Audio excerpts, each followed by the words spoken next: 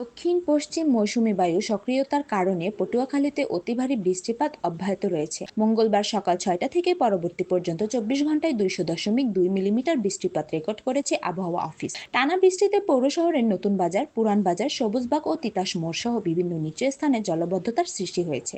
এছাড়া পানিতে তলিয়ে আছে জেলা সদর সহ বিভিন্ন পৌর শহরের অনেক সড়ক। অনেকের বাসাবাড়িতে পানি প্রবেশ করেছে। এছাড়া তলিয়ে গেছে গ্রাম অঞ্চলের অসংখ্য মাছের ঘের ও পুকুর। লোকসানে পড়েছেন মৎস্য চাষিরা। এদিকে লঘুচাপের প্রভাবে উত্তাল রয়েছে কুয়াকাটা সংলগ্ন বঙ্গোপসাগর। তীরে আছড়ে পড়েছে বড় বড় ঢেউ। উপকূলীয় এলাকা দিয়ে যে কোনো সময় ঝড়ো হাওয়া বয়ে যেতে পারে।